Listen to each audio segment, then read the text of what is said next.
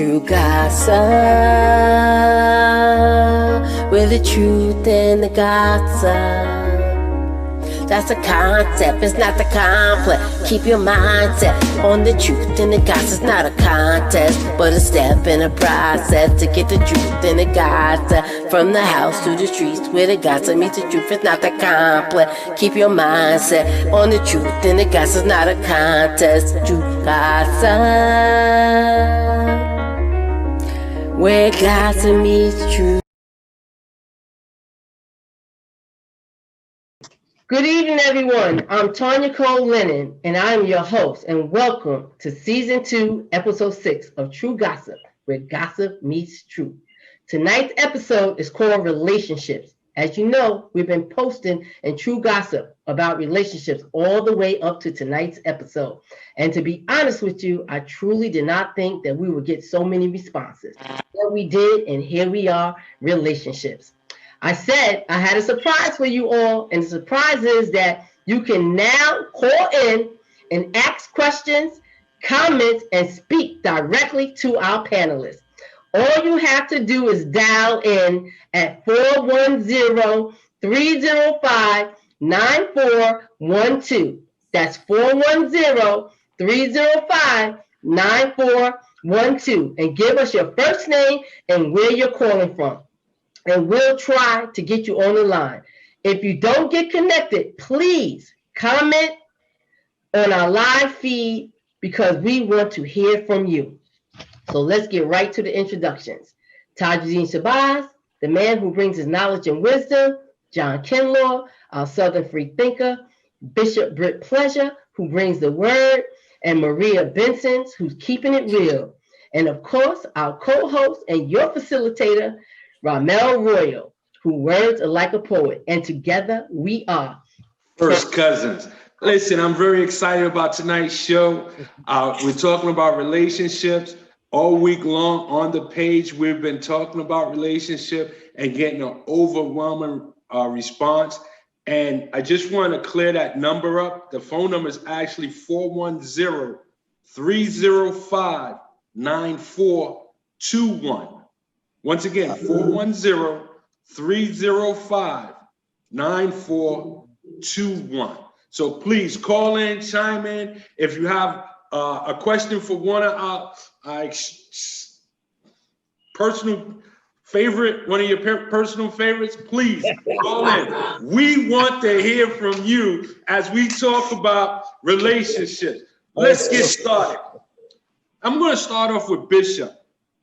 Bishop, if a couple is dating and the man finally proposes to his girlfriend and gives her a ring, an engagement ring, however, they break it off before the marriage come about, should he retain that ring? No. Gotta keep the ring. As a symbol of your love to her, if you loved her, regardless of what the outcome may have been in that relationship, and it happened not to work, just let her keep the ring. Because who you gonna give it to? What other woman would want that ring that you was gonna give somebody else anyway? I mean, if even in your marriage, if you decide that you're gonna divorce later on down the line, why would you take that ring? Who would you give it to? Who would you give it to?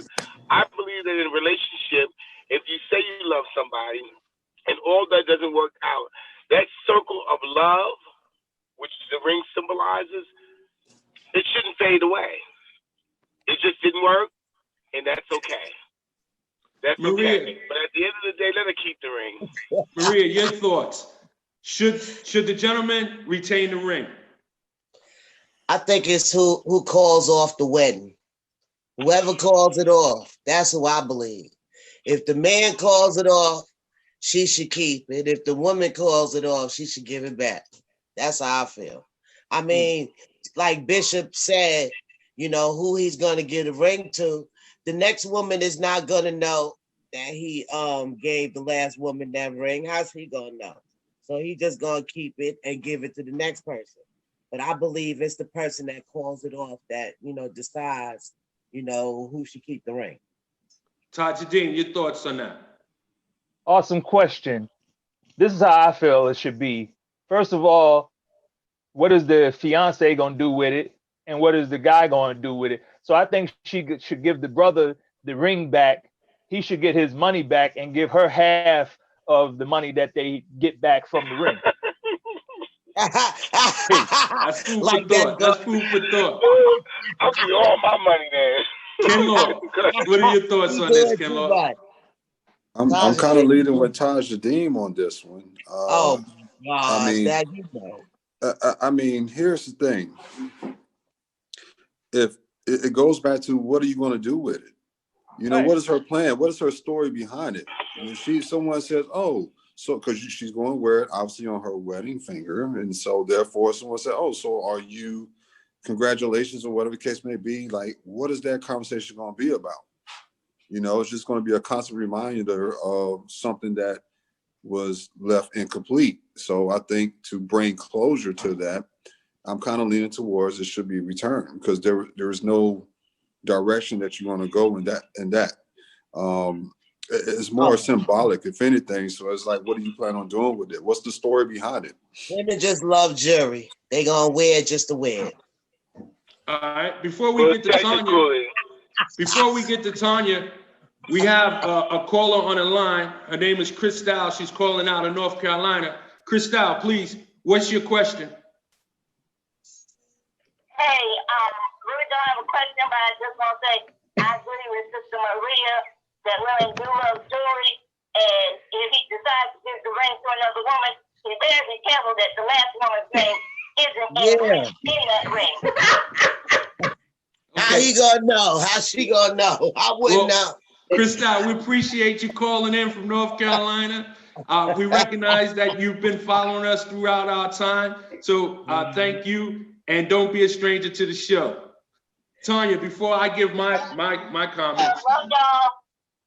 Love you too. Love you too. Before I give my comments, Tanya, what are your thoughts? Should he receive the ring back, or she should keep it? I'm like this. I was watching Judge Judy. I think on Judge Judy that whoever breaks up the relationship, because it's a contract, you enter into a contract. And because you enter into a contract, whoever breaks that contract, that's where the ring goes. So say, for example, Ken Law gives a ring to his wife, they're already married, but just to say, and she decides that she wants to break up, she has to give that ring back.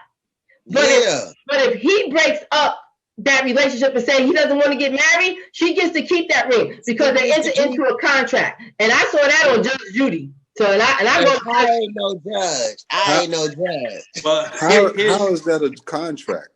Well, you're entering into a contract. It's a contract. Actually, paperwork is not signed until you are legally married. You go to the court to sign the paperwork. Once you get on your knee, listen. I just believe, how cheap could you be as a man? I don't care what she do with the ring. Father, so she can go pawn it. But the blood's not in my hand. The blood, and I guess because I looked at it as a perspective as me proposing to someone and then her breaking it off. So I don't want the ring. I don't want that blood on my hand. Well, and you go what you got to go with. I just want to add on. Tanya is actually correct. When two people commit to an engagement, there is a contract that technically that they have committed to. And from what I've learned is that once that contract is not met, regardless to who broke it off, the gentleman is entitled to receive that ring back. Me personally, I would chalk it up to the game and let her have the ring, and I would just move on. That's just me personally. But there is a law that says he should retain the ring. We're gonna move on. And I got a question for you. And I'm gonna start out with Tajudeen on this one. In a marriage, do you think a marriage is healthier if the husband makes more money than the wife, or the wife makes more money than the husband? Again, awesome question. it's the responsibility. If she's making more money than the brother, still let him be the man that he's supposed to be. Don't beat him over the head because he ain't making 6 figures. But if he's making more money than the wife, again, it's the responsibility. Don't take her on as like, I'm taking care of you type deal. So it's the responsibility of whoever's making the most money and understanding what your role is in that marriage. Peace. I'm gonna go to Tanya on this one. What are your thoughts? Same question. I was reading the comments. What was the question, Ramel? The question is, in a marriage, will the marriage be healthier if the husband makes more money than the wife, or the wife makes more money than the husband? Depends on how that man feels, because usually the man's supposed to bring home the bacon. The man's supposed to be that provider.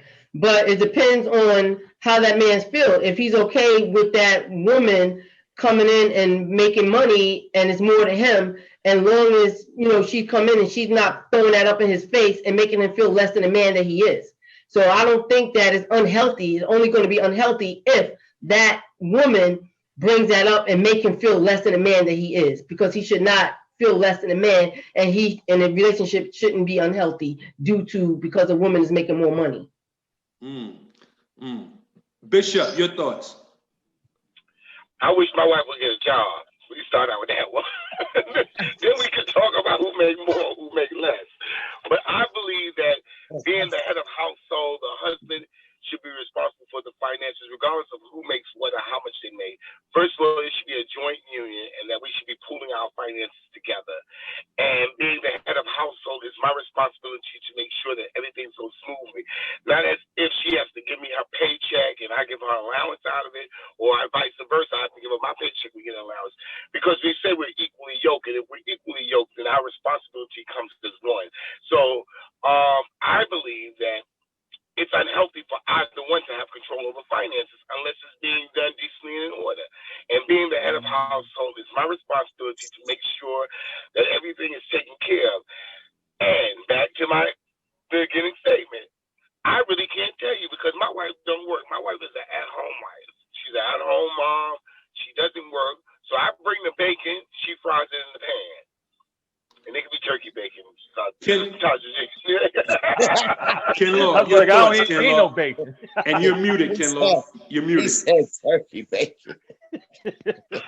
I'm gonna give a different perspective on this. I'm probably one of the younger people on this panel here, and what I can say is that there's been somewhat of the changing of the guard when it comes to the incomes in regards to genders.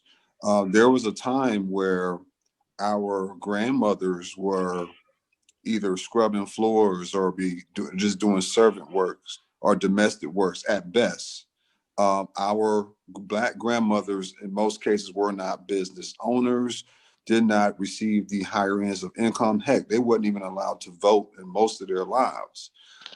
Then you have people such as my parents, who were that class of 70s, class of the early 80s, whatever. They were the first college grads, as you would say, or people to get post-education beyond high school. That's that generation. Now you fast forward to this generation, women now are pursuing their education far beyond just a regular bachelor's. You have Black women that are the most educated group of women in the United States of America. So with that being said, women are not just making just subpar incomes. Now, granted, if you go head up against their male counters, then yes, there could be a disparity on who gets what, but women are making more money now than they did 50 years ago, 30 years ago, 40 years ago. So there has to come with a sense of communication, and somewhat there is more of a partnership versus, hey, I bring this, I do that. There's a changing of the mindset here because women are able to get their own income and make a sufficient living without having to be totally dependent on a man and what a man brings home. So in my case, I don't have an issue whether one or the other makes more money. I think it just comes down to the relationship that that man and woman has, and that they can communicate effectively and work together. Because, as Bishop said, it is a union, and we only are as good as the other half. As every anybody who's been on a competitive team, they say we are as good as our weakest link. So it's best that everybody works together. Good point. Good point. I want to acknowledge someone. I haven't recognized this name before. I want to acknowledge Leona Cole. She had commented, "Don't emasculate the man," and she also said the woman is the backbone of the relationship anyway. And I kind of agree with her comments. But now I want to toss it to Maria, and then I'll have Tanya say something. Maria, go ahead. Well, as far as what he said? Back to the question. Oh no, I thought Britt was trying to say something. No, he's not saying.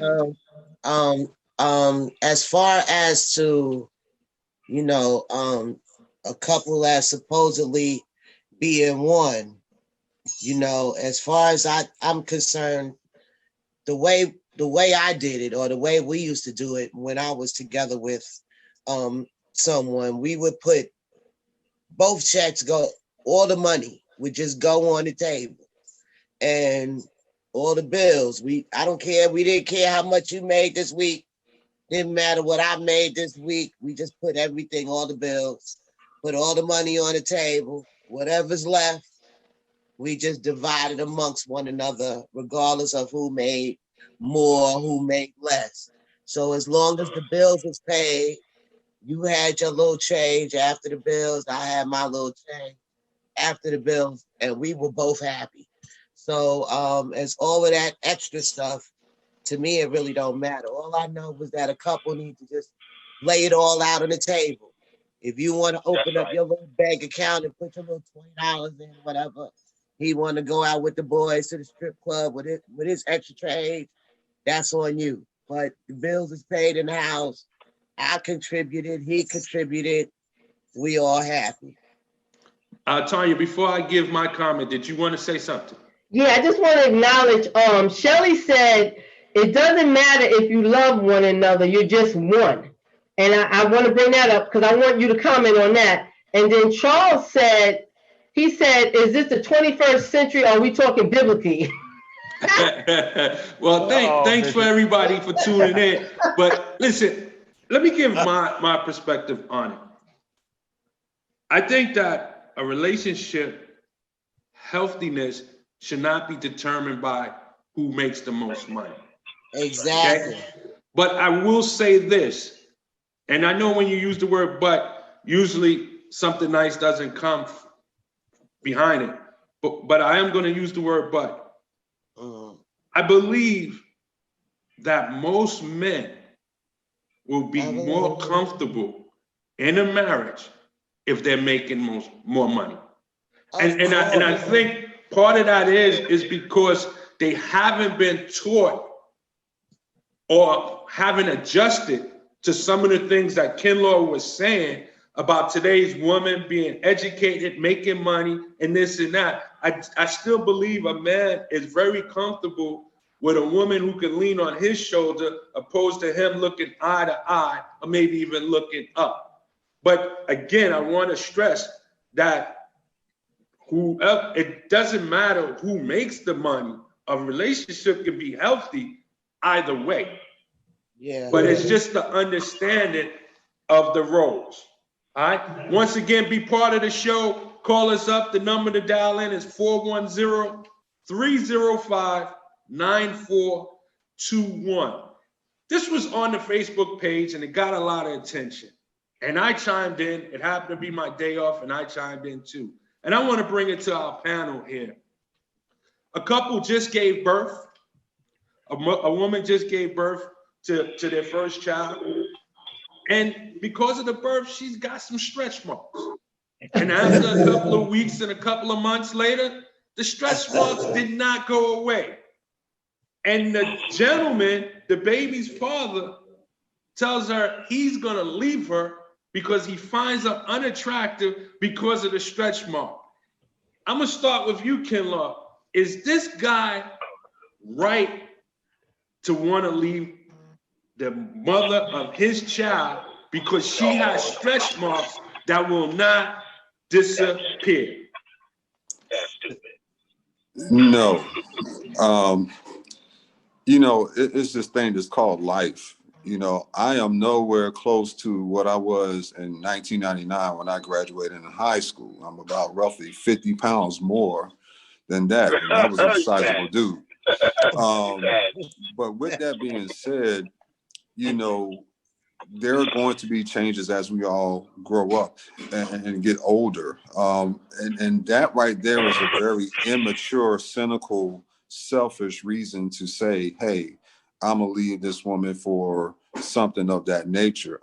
If anything, what she just found out was that this is a man that she might not want to have a relationship with, yet she's going to have to continue to do the best she can as a mother to do what's best for that child. He might have just saved her a lifetime of headache going forward. So sometimes when someone shows you their true selves, it could be a gift and a curse, or a curse, you know. So in that case, I can't even think of a situation. I don't know anybody. I know that there's examples like that, but I don't know anybody who's made a decision such as that, because, you know, with the mortality rate with Black women giving birth, you know, this woman could have took her last breath to do something that's very special. So for him to turn around, that's right, and treat her in that manner, as a result of that, it's just, I can't even really speak too positively on that. We all can agree that he's out of line for that. Well said. Well said. A Southern free thinker. Bishop, your thoughts? I think that he has lost his mind. I think that, first of all, he's the only one who see them stretch marks, okay? She ain't walking around here with no belly shirt on, showing her belly. She went through a procedure that could have been life-threatening. And was there sincere love that he had for her to want to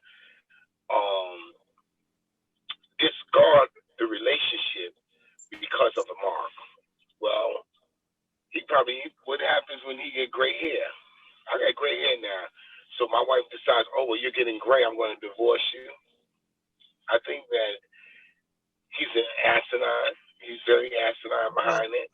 I think that he had no sense of respect for the woman that gave birth to his child. And how much could you love your child if you're going to leave your child because that child gave stretch marks to their mother?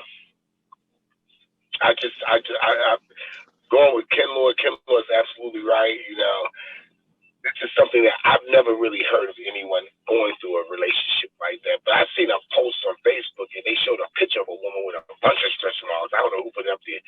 And that stomach looked hard. But are you looking at her stomach? You looking at her heart? Cocoa Butter. Maria, your thoughts on that same question? Well, you know how I feel. I mean, it's to each his own. You know, Bishop talk about gray hair. Gray hair ain't got nothing to do with it. We talk about life-changing, like life-changing situations to your body. You know, that's like a man. That's like a man being in a fire. That's like a man being in a fire, and his whole face, you know, just messes up, or he gets burnt. Those is like you lose a leg or something. These is like body changes, not know that you getting old and your hair's gray. No, we talk about body changes where this person really has to love this person to want to stay with him. And he didn't know how that woman's body was going to change after she had his baby.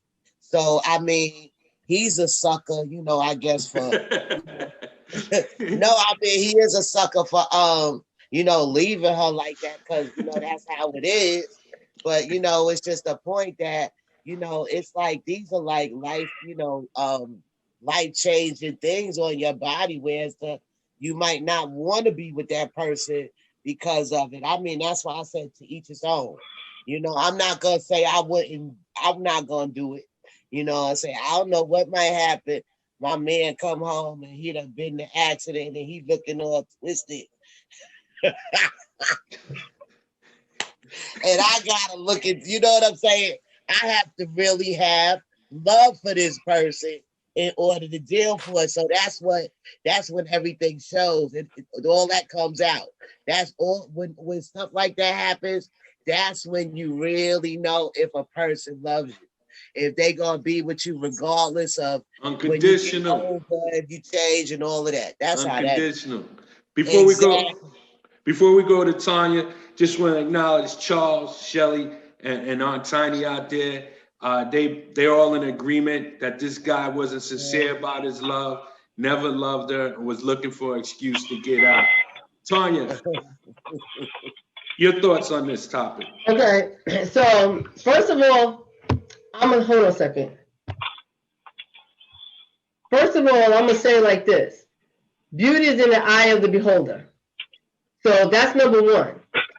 Second of all, people are attracted to the appearance first. So whatever the beauty is in that beholder, that's what they're seeing and that's what they're attracted to, right? Then comes the other stuff, the love and the commitment and all these things. So this guy was attracted to her one way. I still say he a bum, he a loser for even thinking that way, because she just had a life-altering thing that could have killed her. But he did say that he would pay for her to have the surgery to get rid of all the stretch marks and stuff. Listen, if somebody want to pay for me to get rid of mine, I'll take that. But but beauty is the eye of the beholder, and I feel like this, that he's a bum. And if he wants to leave her and that's what he wants, he's going to do that. At least she know that this is the man that she was going to be with for a long lifetime, and now she realized he's nothing. But you can't be mad at somebody who was attracted to something what he's seen in the beginning, and then now he's not attracted to that anymore. So he probably wasn't in love in the first place. It was just lust and an attraction of the physical body. So that's who he is, and you can't be mad at him for that. But I'm just going to say he a bum and he a loser. Yeah. Tajudeen, your thoughts? Yes, sir. Hey, stretch marks come from a person gaining weight or a person losing weight. So again, she went to the doorway of death to give birth to this man. So something petty as he leaving her because she's stretch marks. Those are, look, I'm gonna put it plain. Stretch marks on that stomach. If her stomach looked like a piece of balled up homework, hey, it's some goody up underneath there. You was in it before, so the stretch marks don't mean a damn thing. So get back with that woman, and she may give you another child. Add more to it. Those war wounds, battle Do wounds. it in the dog, right? Do it in the dog. You know, let me Pay add some of that something on money, so when stuff starts falling on him, he can get his stuff tightened up. See. Let me add something to that. Before I close this out, go ahead, Ken Law. Hey, man, I got a quick question. How old was this couple? What was the age range of that? I'm not sure. I would imagine under 30. Okay, Yeah, so let's just say, you know how bad this is. This is like to the level of, see, if this was a younger couple, which I would assume a younger man would make a decision like that, probably under 25, I would give him. I don't think he recognizes that men go through changes once they hit a certain age as well. Exactly. And it's like, at some point in time, that's when we're in a very vulnerable situation, and you're going to want that woman to continue to be supportive and caring and understanding and everything for something that's just completely natural, so he has to be conscious of that. I hope somebody's in his ear saying, hey, listen, you're going to go some changes himself, so hopefully they get it together. Well, I'm going to close this out on this, and I'll be very brief with it. The guy's a loser. I mean, I hope that, many of us have daughters I hope here. he's listening. Many of us have daughters, and I hope that our daughters don't run into somebody like that. It really is a bad look for all men when someone does that. So listen, we're going to move on, but I'm going to flip the script a little bit, because this one here was also very active on the page, and I want to hear from the panel. Two people been dating for a little while. I don't know what's a little while. 6 weeks, 2 months, 4 months, 6 months. but they're on the verge of committing to a long-term relationship. But the woman says she don't want to go longer in the relationship because his private part was too small and she can't be satisfied. She wants to leave. Is she right? Is she right to leave? Starting with Maria. Why you gotta start with me? All right, we start with Tajadeen. We go with Yeah, Tajadeen. start with Tajadeen. Yeah, is she right to leave? You gonna What they leave you. say, it ain't. Whoa. What It they ain't say, what it you ain't got. the size of the boat. It The ain't motion of the what you ocean. got, it's what you do with it. Or they say, ain't the size of the boat, is the motion of the ocean. Hey, I don't know. Do you want a yacht or do you want a little tugboat? I don't know about that. But hey, prayer changes everything. I don't know. Next Listen, question. I'm gonna step out of line on this one. I'm gonna be honest. I think she has the right to leave. I think in a long-term relationship, listen, sex is not everything. Sex don't need to be great, but sex need to be good. So then he got the right to leave because he don't like those stretch marks then. So That's a why is different he? topic. Yeah, That's a yeah. different topic. Nah. No, that's a different topic because How with is that the different? baby, there's a commitment. You I hear committed what to be you're saying. parents. In this here, you No, don't have a once you commitment. put it in the hole, it's You haven't committed to a long-term relationship. You don't have a baby involved. This is just a step to go further. And I believe, listen up and hear me out. Hear me out. In every long-term relationship and even in marriages, the sex don't need to be great. It needs to be good because if it isn't, that individual's gonna cheat and then you're gonna have an unhealthy marriage. Listen, it don't have to be the number one thing. I don't think it should be number one, but it needs to be good. It's at the top though. It ain't number one, but it's up there. Oh my God, who you calling on next, Ramel? I'm saving you for last. Tajadeen wants to say something else. Go ahead, Taj. Hey, in defense of the brother, he might not be small. She might be just big. Grand Canyon. Where's the back wall? Where's the back wall? Hello. Hey. Hey. The last one, look, the last one might have been low. Maria, I'm coming to you now. Listen, it's not what you have, is how you work it. Okay. He might not be that big, but he may have other ways of. Go ahead, testify, Maria. No, Parental discretion is advised. hey, look, I'm just saying. Look, Pull your I'm just menu saying. out. I'm just saying. See, you do this. Look, it's not what you have, it's how you work it. Okay, don't get discouraged. I know it's probably some men on here that's probably like, oh, they talking about me. Sweetie, you listening? Sweetie, it's not the size, it's how you work it. Okay, you have other things. You got fingers, you got tongue. Uh-oh. Okay, Blue shrimp, black this is not shrimp, Triple X. Let's move on. This is not Triple little X. shrimp. No, but see, listen. Now after 6 months, now he talk about 6 months. After 6 months, you got to know what you're working with by then. Because what Steve Harvey said, 3 months. So after, you got to know what he got. So don't wait.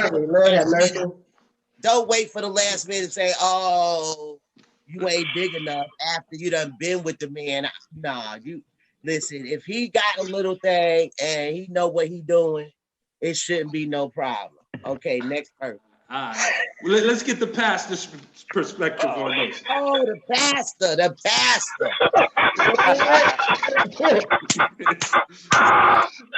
Well, the scripture says a man that findeth a wife findeth a good thing and finds favor in the Lord.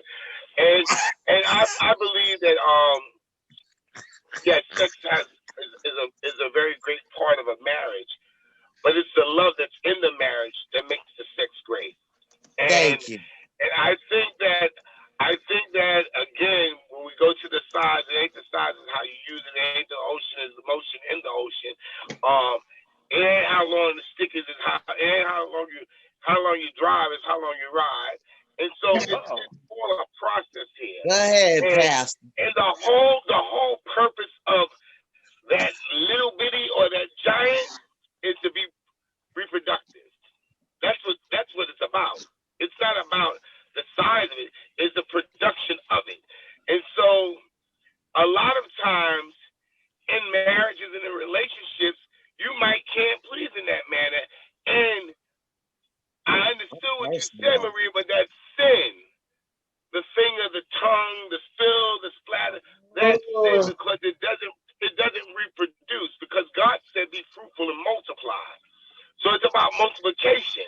So what do you do if your wife can't have children anymore? Do you not have sex? I'm not saying that. What I'm saying is that the importance of that too. We talking about satisfying. We ain't talking about all that extra stuff. We talking about, I'm gonna lay there. I'm not gonna lay there just to lay there. I'm gonna say this, Bishop. You talk about the ride. If they can't bounce and ride when they're on top, chances are they ain't gonna want to go long term in a relationship, and they're gonna want they're gonna need to be satisfied. I think that individual, whether it's male or female, if they're not satisfied with the sex, they should not enter a long-term relationship. All right. He said, Kinlaw, your comments, Kinlaw. No, I'm laughing because Ramel said, right. I gotta try to remember what I want to say. Shoot. I ain't getting on that roller coaster. Kinlaw, your thoughts, because Tanya she's like off the chain. She's ready to go, and I want to save her for last. So go ahead. Tanya. I think Maria was on to something that she peeped out that I think all of us missed. If it's by month 6, chances are you've already enjoyed the ride at least a few times. What if it's 3 months only, 4 months only? How long does it take before you decide you want to go long term? You should have the first time. If it ain't like this, first time. I think. Listen. Let him speak. I think, for example, you will know within the first few moments of those engagements whether or not this is a chemistry or something of that nature. And if it wasn't, then it was something else that kind of brought satisfaction. Maybe it was his money, maybe it was his car, maybe it was something else. Because, people be with people for multiple different reasons. And maybe in this situation, I don't think it was just that. I think it might have been some other distractions that was involved, and therefore she could not make that commitment going forward. I'll tell you right now, if it's whack out the gate, I ain't coming back racing no more. So if it's just that, if it's just like that, so it ain't gonna take me a week. It ain't gonna. It won't take 6 months. It must less 6 months. So. So it has to have been something else there to make it easy. As far as the whole thing, as far as what people do, I think Taja Deem had mentioned something like, people stepping out. I think you mentioned it, Ramel, where people gonna step out eventually. But people gonna step out regardless, even with satisfaction or not satisfaction. You know what I'm saying? So I think she does have a right.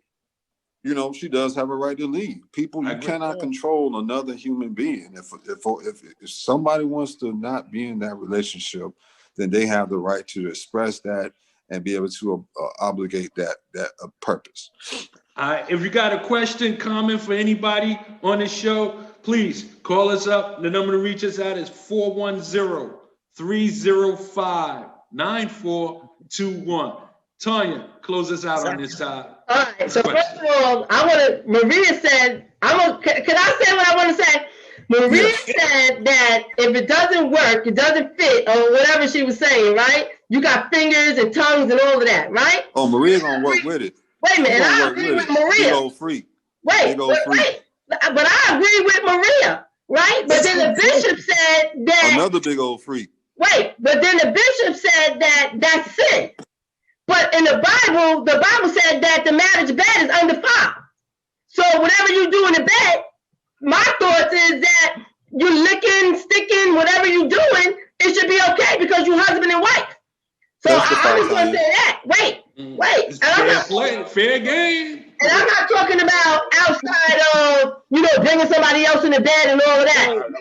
You said husband and wife, though? Husband and wife. Just between husband and wife, the bed is undefiled when you're married, right? So whatever you do in the bedroom is for you in that bedroom. So I'm going to say that and leave it there. Now, Tajudeen said that the girl might be too big, and that's why he's floating in the ocean. Hey, no, she ain't too big. She's stretched. Yeah, whatever. But you done been with too many people. Okay, that's bigger than him. No, but let Tanya speak. But I'm gonna say this. First of all, it's a physical attraction. So if you're attracted physically, the sex is going to be whatever's going to be in the beginning because it's lust. So it's going to be good, right? You're lustful and it's all good. You're attracted to the person physically. Then you realize that, hey, he too short. He ain't big enough. He ain't wide enough. It just ain't working. But if he got your mind mentally, because sexual is a mental thing, it's mind over matter. If he have you mentally and he can stimulate you mentally with his words and get you in that bed and it's good, I believe that it could work. But I like something, anyway, let's move on. All right. Listen, before we go to the next question. Before we go to the next question, my son is actually watching, and he said, you only test drive a car once. It's whack out the gate. I'm bouncing. Thank you. You know, little Ramel. So one time. Hey, Rob.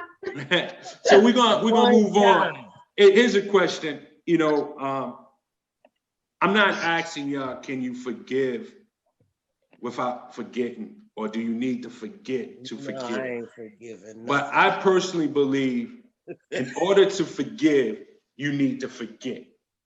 So I'm gonna throw a scenario at you. A spouse has cheated on their spouse.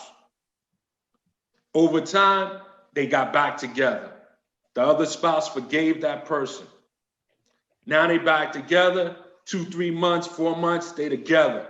Everything is cool. The person who cheated, every time he or she gets off work, he or she calls to say, hey, I'll be home at 9:20.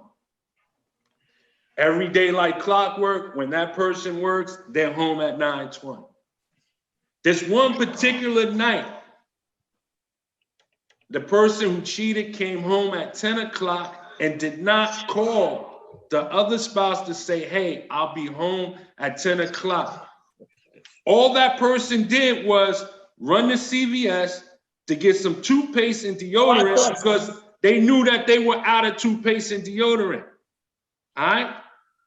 It's a long scenario. But my question to you is, the spouse who's at home has thoughts that the other spouse is either with or contacting the person they cheated with. My question to you, Bishop, did that spouse at home forgive that person? Absolutely not. Absolutely not. So, are you saying that you have to forget to forgive? Yes. And when I say forget, it doesn't mean that it's not in your memory deck, because it's got to be there.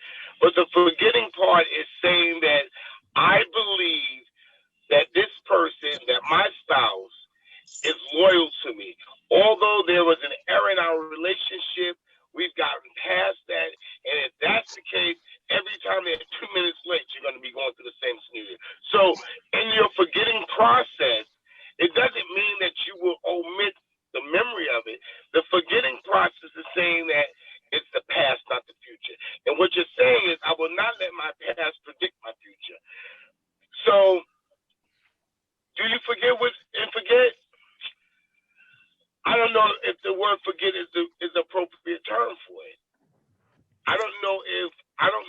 we could really say that we forgot the situation, but we've forgiven the situation. Tanya, did that spouse forgive the other spouse? I don't know how you can forgive if you can't forget. You got to be able to forgive. That's my thing. But I want to come How back. do you forget? How do you forget?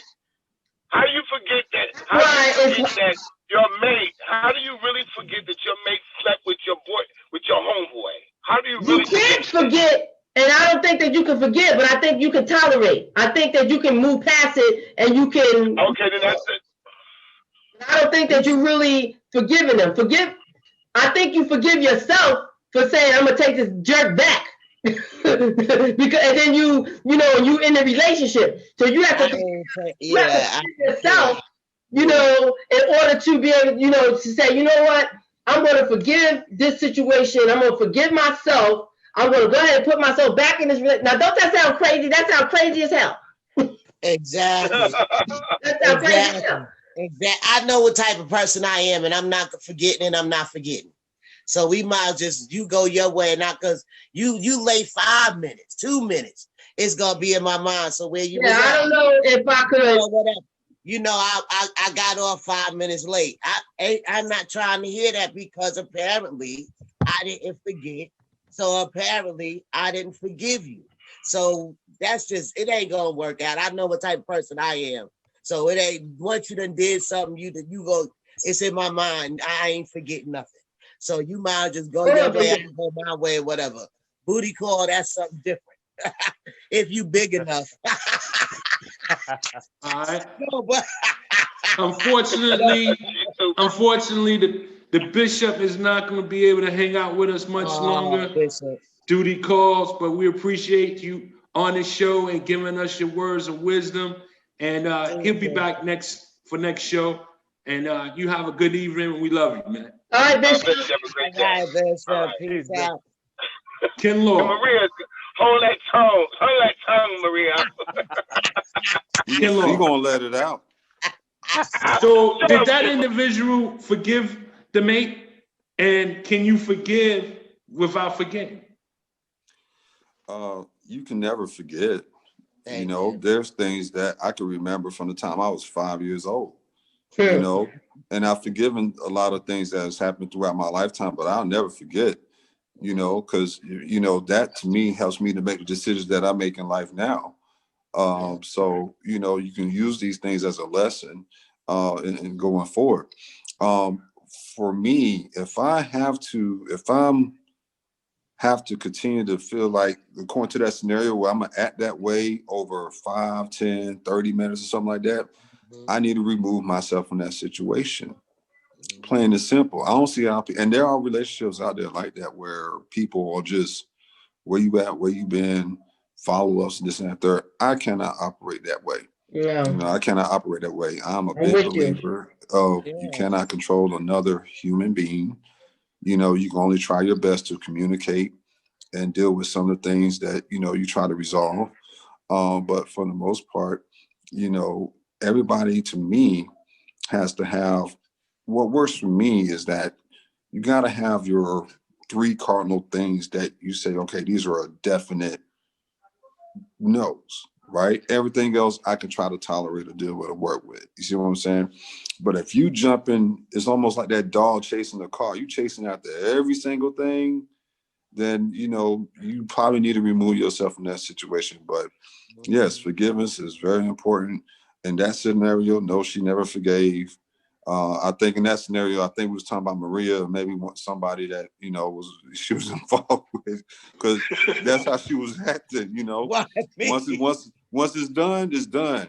It's done. I don't care. Listen, I have a question. Before we get to we need to hear from Tajudeen. Wait a minute, before we get to Tajudeen, I want to know, how can you forgive if you can't forget? I'll give that answer after Tajudeen. All right, go ahead, Shabazz. Hey, peace. I think that you will never forget, but also it's hard to forgive because when you're forgiven, that makes you vulnerable for that person to do it again. So it's going to take a lot of therapy or whatever to get over it, because in a lot of situations, it can be the slightest thing and that thing is going to pop back up. You could be at the damn supermarket and yo, I think we need to get some grapefruits. Oh, you getting grapefruits because that's what that chick's boobs was like, grapefruits. You know, so motherfuckers really can't move on past that. So it's Yeah. gonna take a concentrated effort on both parties Yeah. because you make yourself vulnerable again when you forgive somebody, because you can never truly forget it. So that's my take on it. Taj think Don't he's cheat. slick. Taj think he's slick. Listen. Grapefruit ain't for boobs. Here's my take on I was gonna forgiveness. say watermelon. Here's my take on forgiveness. Whatever you've forgiven is always going to be stored up in the membrane. All right? But whatever you forgive a person, I believe you have to forget it in the sense that you can never bring it up again. Because the minute you bring it up again, you're giving it life, and then you didn't really forgive the person. That's what I'm saying. And that's what I mean by, in order to forgive, you have to forget. I'm not saying forget in a sense where it's totally erased and removed from your membrane. No, but you can't bring it up. Yeah, I mean, in this scenario, the individual just stopped to get toothpaste and deodorant, and you're in the house waiting for, if it's the woman at home waiting for her husband to come home, you want him to drop his drawers at the door. In order to forgive, at least I personally feel this, whatever you forgive it, you got to forget it in the sense that you won't bring it up again. All right, look, can I say something? Let me say something. Now, I hear what you're saying, Ramel, about, forgive and forget, and you can't bring it up. But a person can put it in their mind, you know what, I'm not going to bring this up. I'm not going to say anything. But it's festering inside of them. They're not bringing it up because they don't want to start no problems with the person, because they love that person. They want to try to make this thing work out so bad. But every time they see one little thing that might remind them of that, they might not bring it up to the person, but they thinking it. And they're not saying anything. So now it's festering inside of them. So is that healthy for them? They're not to bring it up. No, it's not. But to me, you can forget. But to me, if that individual is struggling with that scenario you gave, they haven't forgave. Right. And to me, that individual went in doubt. But you said that you never forget. You said it's in your memory. Listen to what I said, and I'll repeat it. I said that what you're forgiven is always going to be stored in the membrane, but you can't bring it back up. Right. So it's stored in the membrane. You're not bringing it back up, but something that you know, and you feeling it, and it's festering inside of you, but you're not bringing it up. So you forgiving you forgiving that person, and you living in the household with that person, and you're going through this situation with them. You're not bringing it up. You're trying to forget it. You're not saying anything to them because you want it to work out, but yet it's still inside of you, and you're trying to move on with this person, but it's still in the memory. So if it's in the memory, if you're gonna play on it, if you're gonna play on what happened, then break up. Break up. Right. Like he said, when in doubt, do without. No, that's what I'm saying. Hold on. I heard you. Hear me. If the trust is broken and you can't restore the trust, move on. Yeah, that's true. Yeah. Move on. That's what people do wrong. They hang on to something when the trust is broken and it's never restored. Right. A lot of times it's not restored because you can't get past what it is that you're forgiving. And you know what type to me, that person hasn't forgave 100%.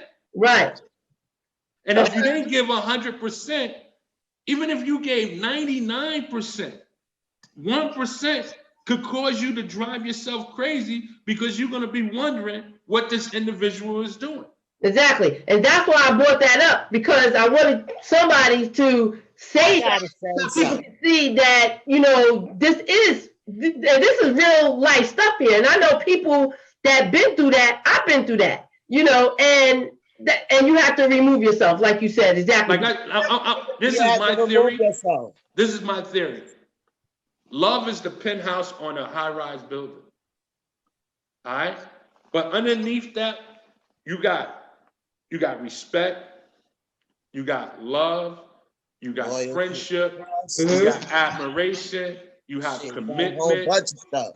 you got a bunch of stuff. But if you remove all those flaws from underneath love, love is in the lobby. And all you're gonna do is be walked I on. want to know what you meant by coming home and dropping your drawers. Is she Well, smelling them? I had a Sniff I I had test. want a to know if she's smelling them. yeah, Hey, exactly. Taj, now you can talk about Yeah. grapefruit. Exactly. He said, come home, drop your drawers. I'm like, Hey, oh, she's I- smelling them now. Sniff test. She had to sniff.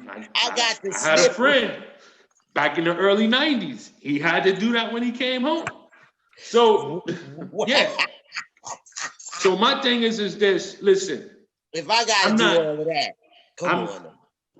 I'm not suggesting that don't forgive, but remember, if you forgive, you have to forget what happened. Listen, looks like we got a call on the line. We got Lorraine from Maryland. It's actually Hey, family, Lorraine. our cousin. Hey, Lorraine. What's your Lorraine. question, Lorraine?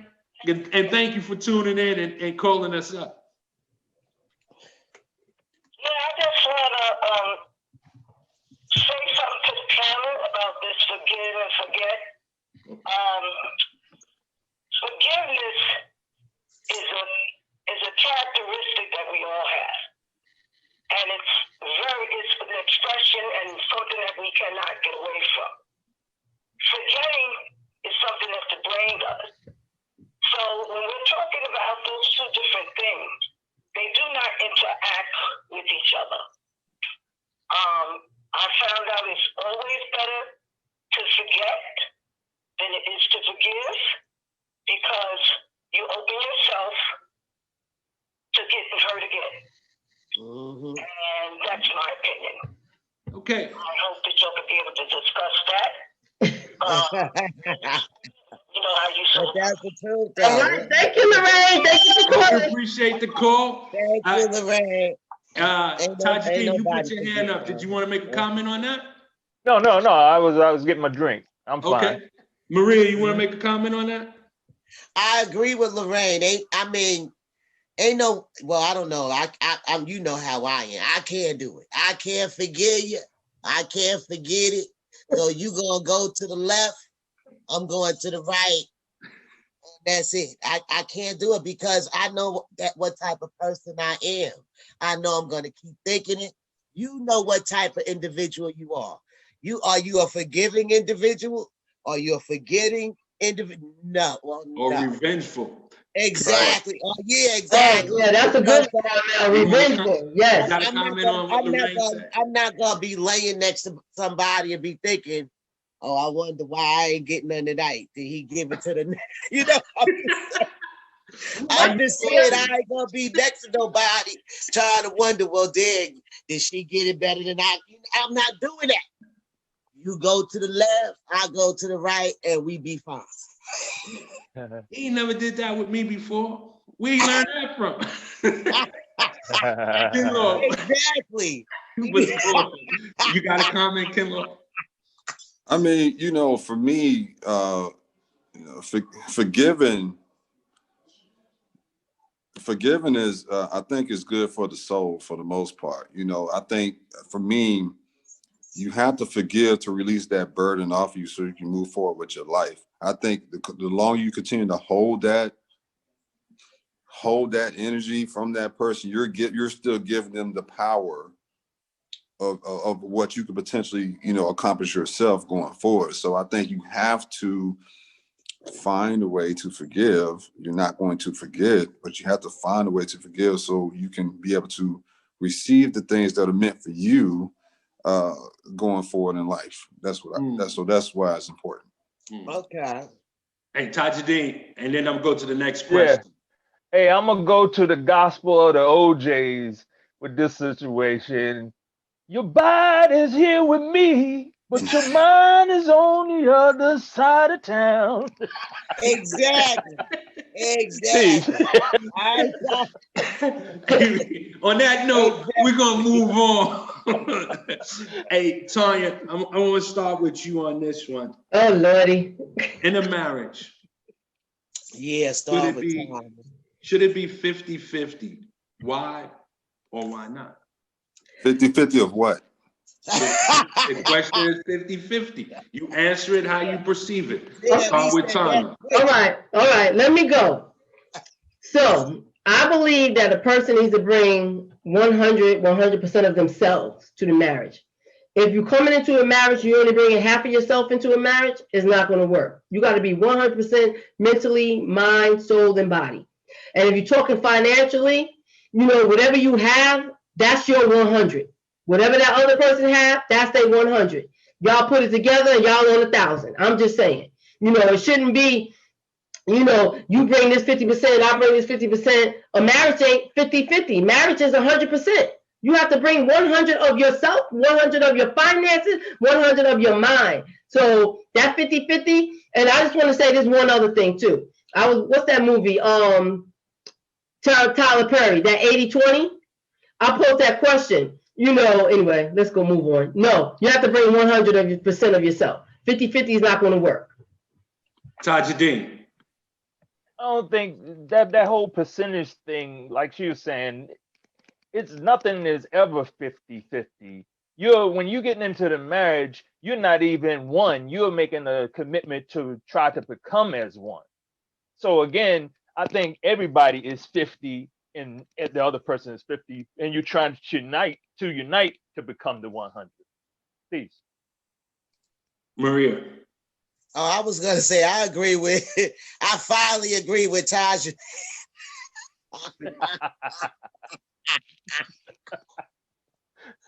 Yeah, I agree with him. I mean, you come into a relationship, shoot, I might be 25 or 10 or something. You might be 50. I might have to catch up to you. So as we are together and we growing, I think that's when we'll, you know, become that 100, because I'm learning from him. He learning from me. I mean, I was thinking about that little predicament or whatever. She too wide, he too small. She got stretch marks. He got a gray in his hair. I mean, we ain't coming together like, you know, in one piece. So I guess we gotta get ourselves together and we'll become that. Can I say something before you move on, Ramel, to the next person real quick? Yeah, because so my thing is, you know, if you're only going to bring 50% of yourself into a relationship, then you don't need to come into that relationship. That's my opinion. You need to be ready to be in a marriage, and you need to bring totally. Oh, we talking about marriage? Oh no, totally 100% of yourself. If you're coming in there half-ass, then you might as well. No. We ain't even get to that point yet. We just meeting. We ain't saying no. I do. No, we're talking about marriage, Maria. Oh, okay. Well, then I pass with that because I don't even want to get into that subject. But that's my thing. You have to bring all of yourself. All of what you want to have into this marriage, you got to bring it all. You got to put it all on the table. Go ahead. Kinlaw. I think that the way we approach it is that your bond, your name, that unification is like a corporation, right? And that corporation, in a lot of cases, it has a number of different personalities or employees or whatever that you may consider. But at the end of the day, everything is for the benefit of that brand or that corporation. That's the same way we approach, I would say, our marriage. It's going to be some ups and downs. Yes, in a perfect world, you get 100% of somebody, that person gives you 100% of them. But we're human beings, so it's not going to be 100% every single day. There's going to be some downs, there's going to be some ups. But the point of it is that while that person is down, you're going to do just enough, if not more than enough, to make sure that the corporation, that brand is represented highly.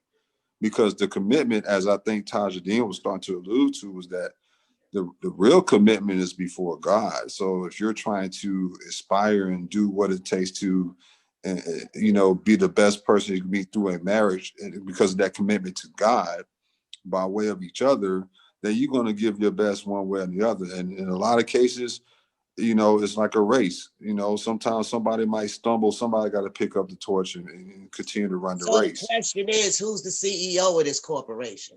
CEO of the corporation of marriage is God. So why ain't got nothing to do with it? And the person that I'm married to ain't got, he ain't the CEO, I ain't CEO. I mean, that's what, to me, that's what the unification is all about. You know, you have two people in the human body. Okay, that's individually. Okay, I just want, You know, I want to know who the CEO of the corporation, that's all. I think many of us are saying the same thing, and we just wording it differently. Oh, okay. I didn't research it, but I think the term 50-50 comes from because when you are married, you become one. Right. And half of one is 50%. And if you're one half and she's the other half, that's where the term 50-50 comes from. But here's my thing. 50-50, it's not about being equal. 50-50, right, in my sense, is just bringing what you can offer or have to the table. And that should be all of you, all of your efforts, all of your strength. No, it does not mean all your money. Doesn't mean all your money. It doesn't mean that. If I'm taking care 95% of the household bills and or everything that goes on here, and my wife is only bringing 5% to the table, as far as I'm concerned, that's 50-50, because she's bringing what she can bring to the table. It's not about matching each other. 50-50 is not about matching each other than the effort to make the marriage work. So yes, I believe a marriage should be 50-50 with everybody just bringing forth the effort to be married, giving what they can. Hey, if it means one person cooks while the other one washes the dishes, then that's what you do. If that means the person washes clothes and you fold them and put them away, yeah, that's what you do. It's 50-50. Yeah. I guess. Just come with the effort to be one. Be for effort. Right, because the minute it becomes unbalanced, you may have a problem. The minute I gotta wash the clothes and fold them, it's a problem. And you know what? It may not be a problem on Sunday afternoon, but it may be a problem on a Monday afternoon if you worked overtime and you came home and it's sitting there and they've been sitting there since Saturday. It may be a problem. And you know what? That husband could come home and say, man, honey is working a little bit late. She did these dishes, these clothes the other day. Let me go put them away. That's 50-50. Yeah. That's 50-50. Right. So before we close out, I must say, this has been a riveting episode of True Gossip. Yeah. It had some laughter, it had some entertainment, had some education as well. It had some audience participation. It was excellent, but relationship is serious. We're in a pandemic where a lot of relationships have been affected, have been touched. Relationships lives have been lost, jobs have been lost. Some relationships are dealing with maybe domestic violence, mental issues, suicide, a lot of things. And during this time, it's very serious. And if there's a couple out there that is going through some things, that is watching this show, all I ask is that you hang in there, because there's always an opportunity to get better, and there's help out there. Seek help. Don't try to do it alone. Reach out to somebody. Help is out there. Hopefully you can get the help you need to restore, renew, refresh, or reload your relationship in some sort of capacity. All right, remember, there was something that got you there. Let's try to keep it intact. But before we close out, we're going to end with Tanya. I'm going to start with Maria, Kinlaw, Tajadeen. Just give Your final thoughts on relationship, something that maybe we haven't touched on that you want to say.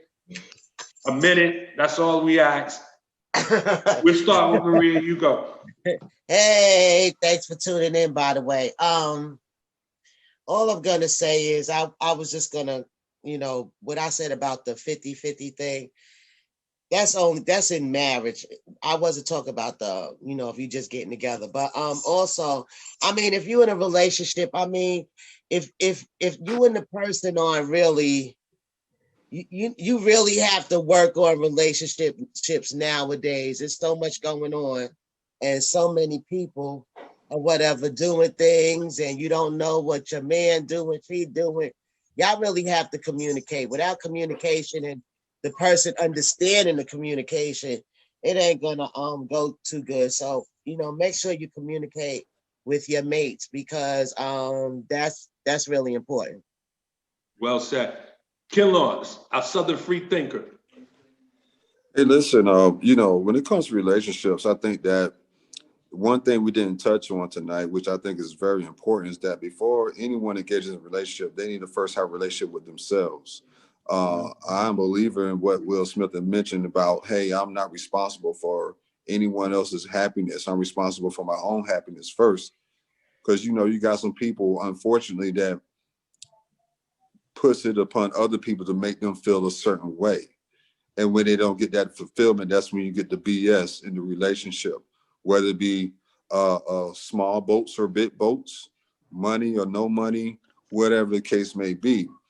And before they even got involved in that, they never had a relationship in themselves. So they find themselves constantly feeling like they're being mistreated when they don't even know how they want to be treated for themselves, because they never took the time to do so. So it's important to have a relationship with yourself before you decide to try to commit to somebody else in life. Okay. Well said. Tajudeen. Yeah, for those that's out there listening and watching us, loneliness can kill a rock. So find somebody and get into a healthy relationship. Don't get in a relationship just to be in a relationship. So also, a marriage that prays together stays together. A marriage that fasts together lasts together. Peace. Oh, I like that last one. Yeah, me too. That's cool. Maria touched on something about communication, and that is a strong component of a healthy relationship, whether that's with two mates or even with children or even with other people. Communication is key. Kinlaw, you're 100% right when you talked about, loving yourself. A lot of times we're not happy with ourselves. If we're down on ourselves or lack confidence in ourselves, how are we gonna know to love the next person or have confidence in the next person? If we don't understand our life, how are we gonna understand the next person's life? So, before you commit to someone else or even seek someone else, find yourself and love yourself, understand yourself, build yourself up. Confidence can go a long way. And I agree with Tajudeen when he talked about a couple that fasts, lasts. There's sacrifice in relationships. It ain't about just holding hands and kissing at every opportunity or going to the latest movies or being at the latest restaurants. Yeah. When anything that you commit to, and especially marriage or a long-term relationship, there's always going to be sacrifices. So, be willing to fast. Willing to fast. Well, hey, this has been great, but we're going to let Tanya close out on this topic and also close us out on the show. Tanya, the floor is yours. Well, I'm just going to say communicate, be honest, and try to have that trust. If that trust get broken, I really don't I'm not a therapist or anything like that, and I'm not a relationship counselor, but I believe that communication is the key. If you can have that open, honest communication, then you can have that trust and you can build from there. And that's trying to come into a relationship so it can become a marriage. Because I believe that when you're in a relationship, you know, you're not there just for the moment. It's for long term. I don't think you're just there to, you know, especially when you get to a certain age in life, you're going to be there to grow and to continue to build. So communicate, be honest, and have that trust and try to build from that. But that being said, we thank you for tuning in. We thank all the callers. We truly appreciate you, your comments, your feedback, all of that. But if you missed this show, you can always catch us on Facebook Live, the recording. You can go to YouTube, True Gossip. You can catch us on IG, Spotify, iTunes, and Anchor. We thank you for tuning in and catch us next week. We look forward to having you and call us. We want to hear from you. Thank you guys. Have a great night. Peace. Good night.